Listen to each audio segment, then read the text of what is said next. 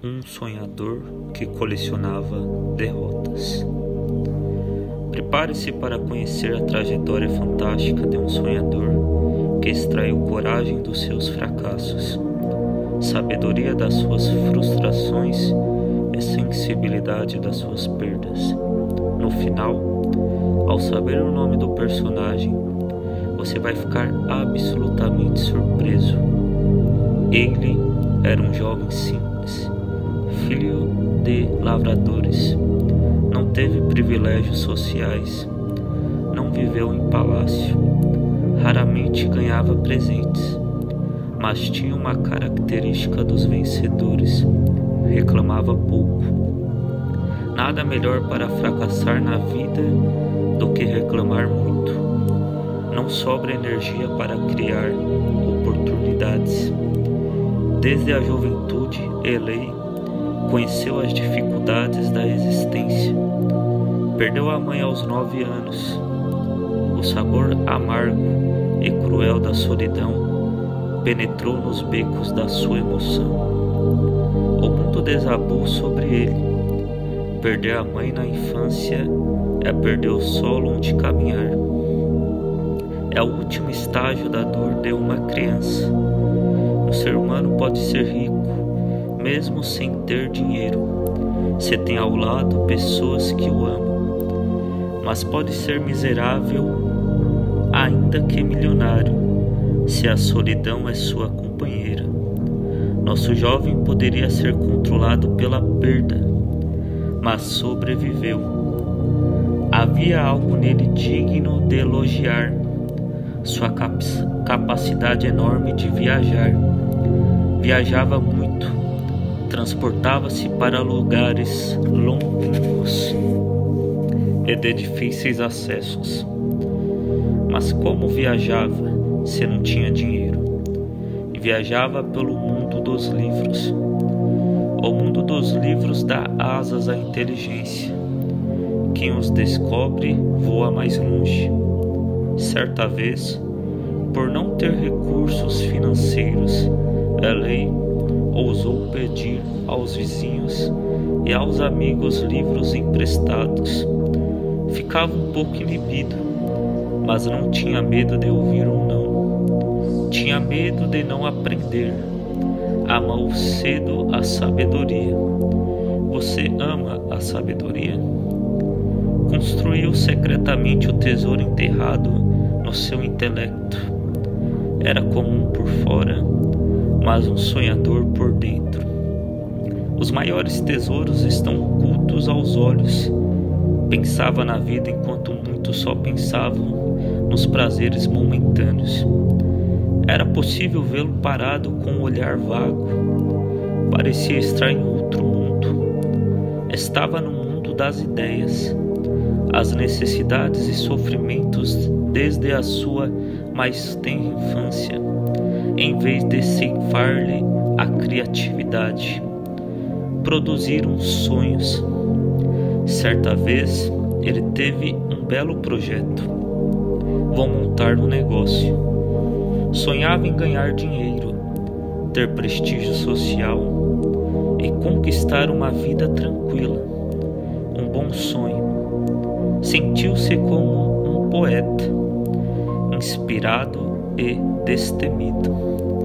Nos sonhos tudo parece fácil, não há acidentes, mas todo sonho traz alguns pesadelos. O resultado do negócio: falência. O jovem enfrentou o drama da derrota muito cedo. Alguns, ante um fracasso, bloqueiam a inteligência. Eles registram o fracasso intensamente nos solos do inconsciente, através do fenômeno chamado RAM, registro automático da memória. O mecanismo é o seguinte: o fracasso é lido continuamente, gerando reações emocionais dolorosas e ideias negativas que obstruem a liberdade de pensar, de fazer novos planos, de acreditar no próprio potencial. A derrota não superada esmaga os sonhos e dilacera aprendendo a não ser controlado pelos fracassos. Você já enfrentou a dor de uma derrota? Elei viveu e ficou abalado, mas não se submeteu ao controle dela. Assumiu-a, enfrentou-a e enxergou-a por outros ângulos. Seu enfrentamento impediu que o fenômeno RAM gerasse um conflito, uma área doentia da memória, uma janela de tensão. Ele levantou a cabeça e voltou a sonhar. Saltou do mundo dos negócios para o mundo da política, mas era ingênuo, não conhecia os enigmas desse terreno. Candidatou-se a um cargo, estava muito animado, queria ser um político diferente. Teve muitas inspirações, sentia que poderia ser um grande homem. O resultado das urnas foi derrotado. Não é possível, exclamava. O que fiz de errado? Muitas perguntas, muitas respostas, mas nenhuma apaziguava sua emoção. A razão tenta se preparar para as derrotas, mas a emoção nunca se submete a elas. No dia seguinte, o eu do nosso jovem, que representa sua capacidade de decidir, controlar seu mundo, ser consciente de si mesmo, estava abatido, não tinha ânimo para conversar com ninguém. Olhar os vencedores desse pleito detonava um fenômeno inconsciente que atua em milésimos de segundo, chamado gatilho da memória ou fenômeno de autochecagem.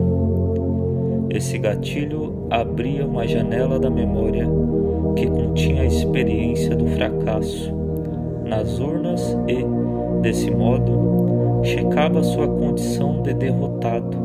A consequência, um mecanismo súbito de ansiedade desenhava-se no cerne da sua mente. Pensamentos e emoções angustiantes avolumavam-se, gerando nó na garganta, boca seca, taquicardia. Parecia que o seu cérebro o estava avisando de que ele corria perigo e precisava fugir. Fugir do quê? Do fechame, da vergonha social, enfim, dos traumas construídos nos bastidores da sua mente. Quantas vezes os estímulos externos detonam o gatilho da memória que liberam nossos monstros? Há pessoas que não suportam uma crítica e ficam dominadas pela raiva. Apesar de desanimado, Elei não se deixou vencer. Todos os sonhadores são inimigos da rotina. Quando eles pensam em desistir de tudo, os sonhos surgem no teatro da mente e começam novamente a instigá-los. Assim ocorreu com o nosso jovem. Ele voltou-se novamente para o mundo dos negócios. Dessa vez apostou que ia dar certo. Tomou certas precauções. Estava mais aberto às experiências dos outros. Conversou mais, refletiu mais. Fez uma pesquisa e uma pequena análise dos erros que deveria evitar e do quanto ganharia. Foi tomado por intensa euforia. A emoção é bela e crédula. Bastam alguns respingos de esperança para que o humor se restabeleça e a garra retorne. Nunca sabemos retirar a esperança de um ser humano, mesmo de um paciente portador de câncer em fase terminal ou de um paciente dependente químico por décadas. A esperança é o fôlego da vida, o nutriente essencial da emoção. Como você alimenta a esperança? Elei andava sorrindo, acreditava na vida. Então depois de despender energia para organizar sua pequena empresa e trabalhar muito, veio o resultado. Falhou novamente. Ele ficou profundamente abatido. Seu eu não governava seus pensamentos. Pensava muito e sem qualidade. Este é um grande problema. O excesso de pensamentos é o grande carrasco da qualidade de vida do ser humano. Ele conspira contra a tranquilidade, rouba energia do córtex cerebral, gera uma fadiga descomunal, como se tivéssemos saído de uma guerra. Cuidado! Quem pensa muito se atormenta demais. Os pensamentos derrotistas de Elei não apenas alimentavam sua insegurança, seu sentimento de incapacidade e ansiedade, como, ainda pior, eram acumulados como entulhos no delicado solo de sua memória. Os que não sabem cuidar desse solo não veem dias felizes. Muitos detestam o lixo do escritório, mas não se importam com o lixo acumulado no território da sua emoção. O fenômeno RAM registrou sua falência de maneira privilegiada. Por isso, Elei não gostava de tocar no assunto, pois, quando tocava, o gatilho da memória abria imediatamente as janelas que financiavam um humor triste. Muitas vezes não gostamos de tocar em nossas feridas. Elas não são sanadas, apenas escondidas. Mas Elei não as escondeu. Procurou superá-las resgatando sua vocação política. Candidatou-se novamente. Depois de muita labuta veio enfim a bonança. Conseguiu ser eleito deputado. Parecia que os ventos mudavam. Sua emoção encontrou a primavera. Golpes inevitáveis. Mas a alegria de Elei logo se dissipou no calor das suas perdas. No ano seguinte sofreu uma perda irreparável. Sua noiva morreu. Sua mãe havia morrido cedo e agora nunca mais veria o rosto da mulher que amava. A perda roubou-lhe não apenas a alegria, mas produziu algumas janelas killers na sua memória. Killer quer dizer assassino. Janelas killers são zonas de conflitos intensas, cravadas no inconsciente, que bloqueiam o prazer e a inteligência. Quando entramos nessas janelas, reagimos como animais, sem pensar. Elas são construídas através de perdas dramáticas, frustrações intensas, angústias indecifráveis que não são superadas. Quando uma pessoa possui síndrome do pânico, ao entrar em sua janela killer, ela tem a sensação súbita de que vai morrer ou desmaiar, mesmo estando na plenitude da saúde. Quando uma pessoa tem fobia de falar em público, ao entrar em sua janela killer, ela trava sua inteligência. Não consegue encontrar os arquivos da sua memória que sustentam seu raciocínio. Não coordena suas ideias. Quando pai, mãe ou professor entre uma janela killer, ela pode reagir agressivamente diante de um pequeno erro de seu filho ou aluno. Sua reação é desproporcional ao estímulo externo, causando sérias consequências para sua personalidade. Uma ofensa pode marcar uma vida. Quando crianças fazem birra e adolescentes entram em crise diante de um não, estão sob o controle dessas janelas. Na minha opinião, tanto como psiquiatra ou como pesquisador científico, creio que todo ser humano desenvolve janelas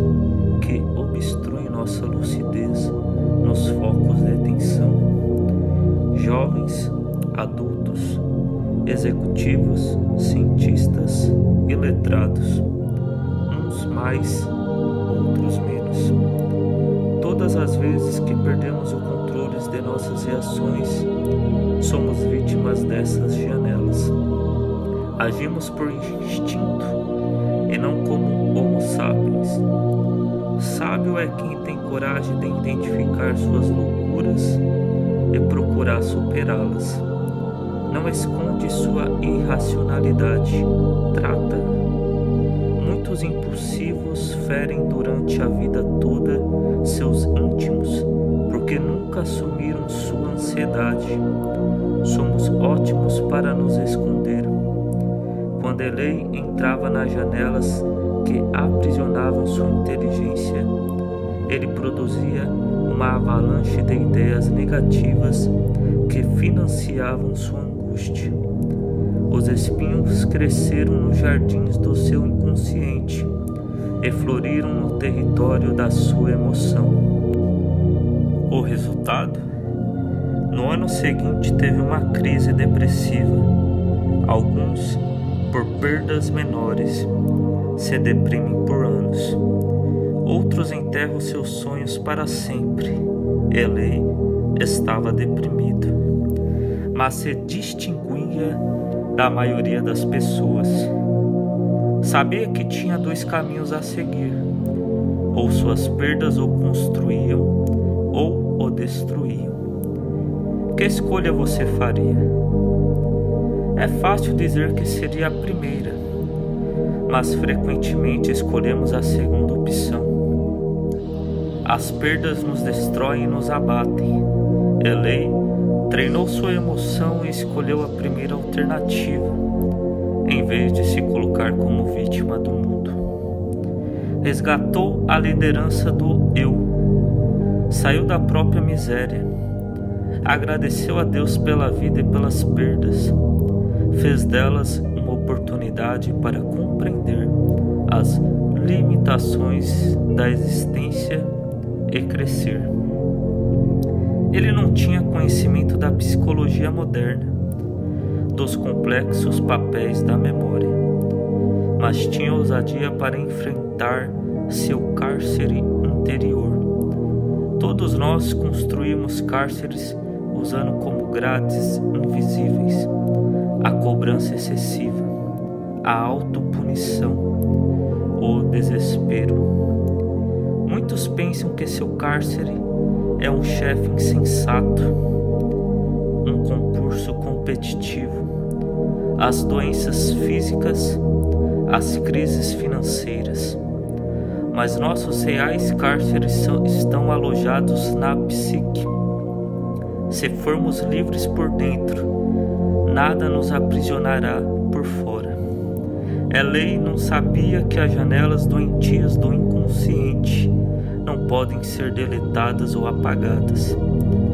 Não tinha consciência de que elas só podem ser reeditadas através de novas experiências registradas no mesmo locus onde se encontram. Também não tinha consciência de que podemos construir janelas paralelas discutindo nossos medos, enfrentando nossa insegurança, criticando nossa agressividade ou nossa timidez. Não sabia que essas janelas paralelas poderiam se abrir ao mesmo tempo que as janelas killers, oxigenando a capacidade de pensar. Embora não tivesse conhecimento científico do funcionamento da mente, ele atuou intuitivamente dentro de si como se soubesse. Quando achava que a vida não tinha mais sentido, debatia essa postura derrotista. Quando tinha um pensamento negativo, não se submetia a ele, como a maioria das pessoas. Criticava-o seriamente. Não era escravo dos pensamentos perturbadores. Você é escravo desses pensamentos? Quantas pessoas excelentes não vivem essa escravidão? Atendi certa vez uma jovem profundamente triste. Ela estava atormentada por pensamentos contra Deus. Não consegui interrompê-los. Pedi para deixar de ser passiva, criticar tais pensamentos e não submeter sua emoção a eles. Libertou-se. Muitas pessoas se angustiam e até pensam em suicídio porque detestam seu corpo. Pensam em acidentes, doenças, perdas de pessoas queridas, perda de emprego, acham que vão falhar nas provas. Precisamos sair da plateia, entrar no palco da nossa mente e nos tornarmos atores ou atrizes principais da nossa inteligência. Quem aprender essa lição entendeu um dos pilares deste livro. Ela construiu uma fornalha íntima no seu inverno emocional. Exercitava seu eu diariamente para ser líder. Tornou-se um artesão da sua emoção. Tornou-se um amigo da vida e um amigo de Deus. Ergueu-se das cinzas. Aos poucos voltou o encanto pela existência. Desejou ser útil à sua sociedade, porque não via outro sentido para a vida. Sob a chama desse ímpeto, candidatou-se a deputado federal. Preparou-se para uma grande vitória. Sorriu, andou, discutiu mais os problemas sociais. Então veio o resultado. Foi derrotado. Sua alma ficou apertada. Sentia-se sufocado. Olhava para os lados, achando que as pessoas comentavam seu fracasso. A sociedade é rápida para bajular os que estão no pódio e lenta para apoiar os derrotados. Cuidado! Se você depender muito dos outros para executar seus sonhos, corre o risco de ser um frustrado na vida. Os jovens precisam estar alertas. Eles são exigentes para consumir, mas não sabem construir seu futuro. São frágeis e dependentes. Alguns achavam que o sonho de Elei era um mero entusiasmo, mas ele se reergueu. Seus sonhos eram sólidos demais para fazê-lo ficar submerso nos escombros dos seus fracassos. Alguns anos mais tarde, o sonho de ser um grande político renasceu. Candidatou-se novamente. Fez uma campanha com a segurança e ousadia. Gastou saliva e sola dos sapatos como ninguém. Pensou: desta vez serei um vencedor. Estava animadíssimo. Após uma extenuante campanha, veio o resultado. Perdeu de novo. Foi um desastre emocional. Ao vê-lo passar, as pessoas maneavam a cabeça. Os mais próximos diziam: pare de sofrer, faça outra coisa. Muitos jamais entrariam numa outra disputa, mas quem controla o sonho de um idealista? Eles são os mais teimosos do mundo. Uma dose de teimosia é fundamental para ser realizado na vida. Todos os sonhadores foram persistentes, amaram a disputa. Nos países desenvolvidos, como Estados Unidos, Japão, Inglaterra, Alemanha, há uma crise na formação de pensadores e de líderes idealistas. Por quê? Porque os jovens não têm grandes desafios para enfrentar, não têm obstáculos para superar, crises para vencer. Por terem poucos desafios, sonham menos e têm menos compromisso social. Se eliminarmos o contato de uma pessoa com todos os tipos de vírus, um dia, quando ela se expuser ao mais banal deles, poderá não sobreviver. Não é isso que temos feito com nossos jovens? Elei teve de enfrentar a humilhação das derrotas, os deboches dos amigos, o sentimento de incapacidade.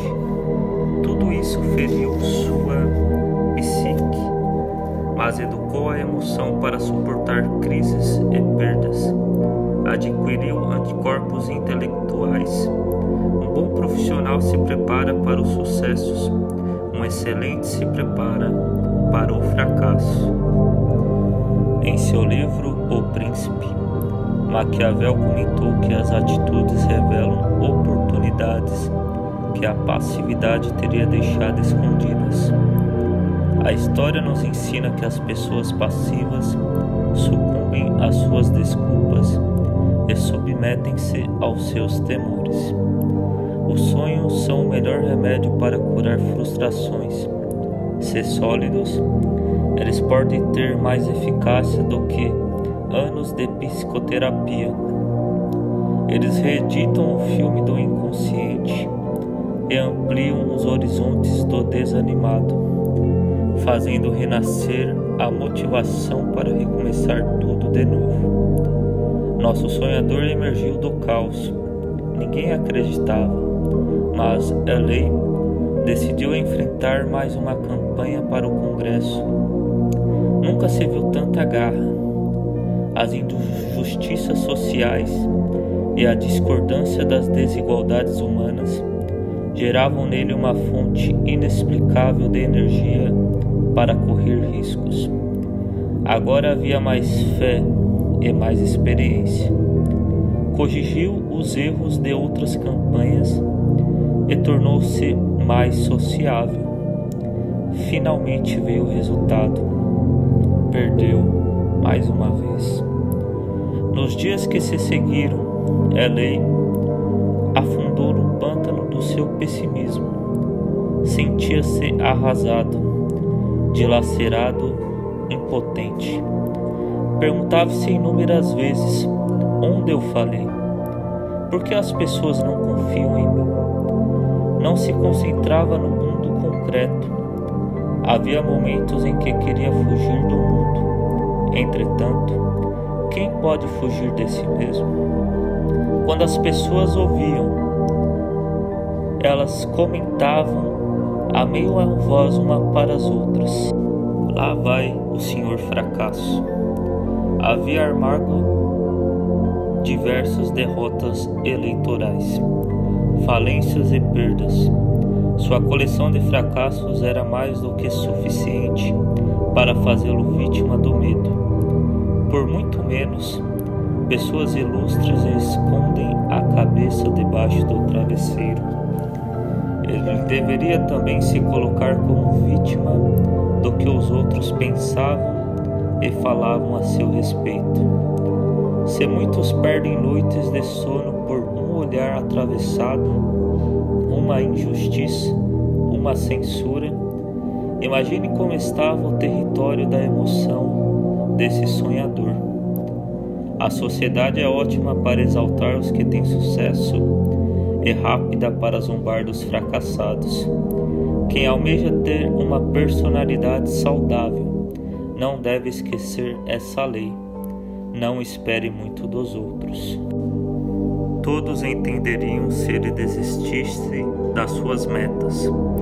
Era o mais recomendável. Vencer parecia um fenômeno inalcançável. Entretanto, quando todos esperavam que ele não se reerguesse mais, Elei se levantou das cinzas. Não era propenso a aceitar ideias sem passá-las pelo filtro da sua crítica. Mostrou assim uma coragem poética, embriagada de sensibilidade. Para muitos sua coragem era ilógica. Para ele era o combustível que mantinha acesa a chama dos seus sonhos. Ele apareceu na roda dos políticos e, para espanto da plateia, teve a coragem de se candidatar para o Senado. As derrotas, ao invés de destruir sua autoestima, realçavam seu projeto. A campanha foi diferente. Sua voz estava vibrante. Deixou de ser refém de algo que facilmente nos aprisiona, nosso passado. Acreditou que romperia a corrente de fracassos e que o sucesso beijaria os solos da sua história. Mas não queria o sucesso pelo sucesso. Não era um político dominado pela coroa da vaidade. Os que amam a vaidade são indignos da vitória. Os que amam o poder são indignos dele. Ter sucesso para estar acima dos outros é mais insano do que as alucinações de um psicótico. Elei tinha uma ambição legítima. Ele queria o sucesso para ajudar o ser humano. Queria fazer justiça para os que viviam no vale das misérias físicas e emocionais. Sonhava com um dia em que todos fossem tratados com dignidade na sua sociedade. Após extenuante campanha, onde expôs inflamado suas ideias, aguardou impacientemente o resultado. Não podia perder dessa vez. Se isso acontecesse, até seus adversários teriam compaixão dele. Então veio o resultado. Perdeu outra vez. Ao chegar em casa, sentou-se numa cadeira, não sentindo o próprio corpo. Era difícil acreditar em mais esse vexame público. Sua memória se tornou árida como um deserto. Faltavam flores no palco da sua mente e sobravam pensamentos pessimistas. Qualquer psiquiatra e psicólogo clínico, por menos experiência que tivesse, entenderia seu medo do futuro. O amanhã tornou-se um pesadelo. Uma coragem comum. Muitos jovens, quando vão mal numa prova, entram em crise. Outros, quando são traídos pelas namoradas ou namorados, choram como crianças. Alguns adultos, quando não cumprem suas metas no trabalho, ficam insones. Outros, quando são abandonados pelo parceiro ou parceira, se acham os últimos dos seres humanos. As perdas deveriam nutrir o eu para fazê-lo mais forte e não submisso. Mas frequentemente não é isso que acontece. O caso de Elei era mais grave. Não dava para exigir grandes atitudes de um colecionador de perdas. As opiniões se dividiam em relação a ele. Algumas pessoas supersticiosas acreditavam que ele estava programado para ser derrotado. Outras, fatalistas, acreditavam que seus fracassos eram decorrentes de seu destino previamente traçado. Para elas, uns nasceram para o sucesso, outros para o fracasso. Entre as supersticiosas e as fatalistas havia unanimidade. Todas concordavam que ele deveria se conformar com seus fracassos, mudar de cidade, de país, de emprego. O conformismo em psicologia chama-se psicoadaptação. O fenômeno da psicoadaptação é a incapacidade da emoção humana de reagir na mesma intensidade frente à exposição do mesmo estímulo. Quando nos expomos repetidamente a estímulos que nos excitam negativa ou positivamente, com o tempo perdemos a intensidade da reação emocional. Enfim, nos psicoadaptamos a eles. Nós nos psicoadaptamos ao celular, ao carro, ao tipo de roupa, à decoração de nossa casa, aos conceitos, aos paradigmas sociais. Assim, perdemos o prazer e procuramos inconscientemente novos estímulos.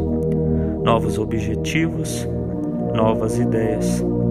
Só conseguimos voltar a ter prazer se reciclamos nossa capacidade de observar e valorizarmos detalhes não contemplados. No aspecto positivo, a psicoadaptação gera uma revolução criativa, nos estimula a procurar o novo, a amar o desconhecido. Ela é um dos grandes fenômenos psicológicos inconscientes responsáveis pelas mudanças nos movimentos literários, na pintura, na arquitetura e até na ciência. Todavia, quando a psicoadaptação é exagerada, ela gera insatisfação crônica e consumismo. Nada agrada prolongadamente. As conquistas geram um prazer rápido e fugaz. Aqui está uma das maiores armadilhas da emoção. Por isso, não é saudável que os pais deem muitos presentes para os filhos. Eles se psicoadaptam ao excesso de brinquedos. O resultado é maléfico. Consomem cada vez mais coisas, mas obtêm cada vez menos prazer. Outra grande armadilha da emoção é a psicoadaptação às violências sociais, aos ataques terroristas, à competição no trabalho, às brigas conjugais, aos fracassos profissionais, à depressão, pânico, ansiedade. A consequência? Perdemos a capacidade de reagir nesse caso. O Homo sapiens se torna um espectador passivo de suas misérias. Este é um assunto para vários livros. Espero que o leitor perceba que nossa espécie está adoecendo coletivamente. Muitos psicólogos e cientistas sociais, por não compreenderem esse processo inconsciente, não entendem que, com o tempo, os problemas psíquicos e sociais deixam de excitar a emoção. Este processo nos algema, destrói a capacidade de lutar pelo que amamos. Há pessoas que arrastam sua depressão, timidez e insegurança a vida toda por causa disso. Será que você não está se psicoadaptando à falta de diálogo na família?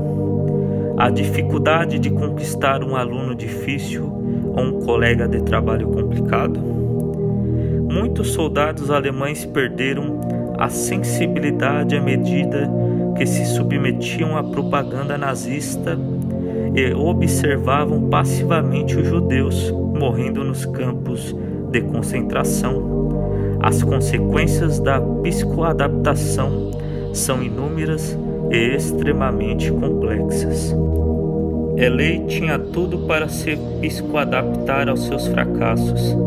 Poderia se colocar como um supersticioso, achar que era um desafortunado sem sorte. Mas ele considerava que a verdadeira sorte não é gratuita, mas que se constrói com labuta. Poderia ainda se posicionar como um fatalista, culpar o destino e achar que estava programado para ser infeliz. Neste caso, não teria forças para sair do seu caos, mas não se psicoadaptou, não abdicou do seu direito de decidir seu destino, de fazer escolhas. Você tem tomado as decisões que julga necessárias? Ele vivia o conteúdo de uma frase que todos os grandes pensadores vivenciaram. Os perdedores veem a tempestade, os vencedores veem por trás das densas nuvens os raios de sol. Ele estava ferido, mas não vencido. Estava abatido, mas não destruído. Estava mutilado, mas almejava correr a maratona. Sua coragem era quase surreal, beirava o inacreditável, mas trazia-lhe saúde psíquica.